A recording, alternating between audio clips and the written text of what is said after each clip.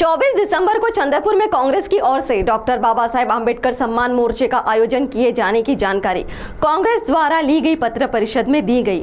तो आइए जानते हैं इस मोर्चे के संदर्भ में कांग्रेस के जिला अध्यक्ष तथा पूर्व विधायक सुभाष धोटे ने क्या कहा।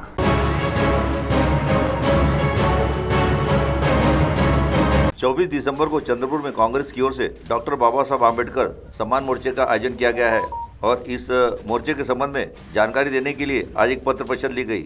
इस पत्र परिषद में कांग्रेस कमेटी के जिला अध्यक्ष तथा पूर्व विधायक सुभाष धोटे, सांसद प्रतिभा धानोरकर, पूर्व चंद्रपुर शहर जिला कांग्रेस कमेटी अध्यक्ष रामू तिवारी, पूर्व जिला अध्यक्ष विनायक बांगड़े, कांग्रेस कमेटी के ज्येष्ठ नेता विनोद दत्तात्रेय, कांग्रेस नेता प्रवीण पडवेकर, पूर्व नगर सेवक नंदू नागरकर आदि मौजूद थे। तो आइए सुनते हैं इस मोर्चे के संबंध में जिला कांग्रेस कमेटी के अध्यक्ष सुभाष धोटे ने मीडिया प्रतिनिधि को क्या जानकारी दी।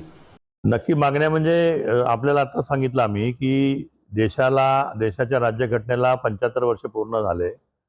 त्यानिमित्त आपण प्लॅटिनम ज्युबिली आपण साजरी करून आलेलो आहोत।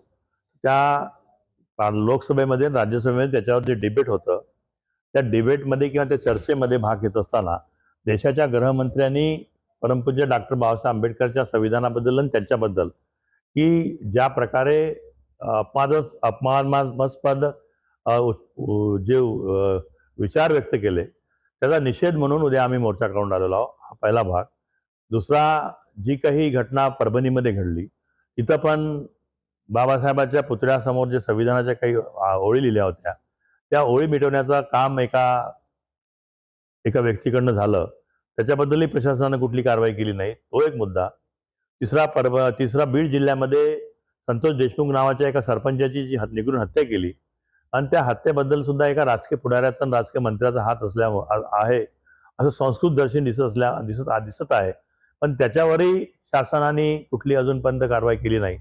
या सगळ्या गोष्टीचा निषेध आणि विशेषतः जो शेतमाल निघून आलेला आहे, विशेषतः सोयाबीन असेल, कपाशी असेल, धान असेल, हा शेतकरी नांगरला लावून आलेला आहे, व्यापारी त्याची लूट करून आलेले आहे। सरकार MSPच्या रेटनी कापूस आणि सोयाबीन विकत घेतो म्हणून सांगत आहे, परंतु विकत अजून का त्या देवराने सेंटर ओपन नाही केले। धानाला 20,000 रुपये बोनस देतो म्हणून जाहीर केलं, पण अजून धानाला बोनस सुद्धा दिला गेले नाही आहे। या सगळ्या गोष्टीच्या साठी म्हणून आम्ही चंद्रपूर शहर आणि जिल्हा काँग्रेसतर्फे उद्या परमपूज्य महामानव बाबासाहेब आंबेडकरच्या पुतळ्याला मालार्पण करून आम्ही शहरामधून मोर्चा काढून जिल्हाधिकाऱ्याला निवेदन देणार आहोत। CTV के लिए हमारे प्रतिनिधि वैभव गारकर की रिपोर्ट।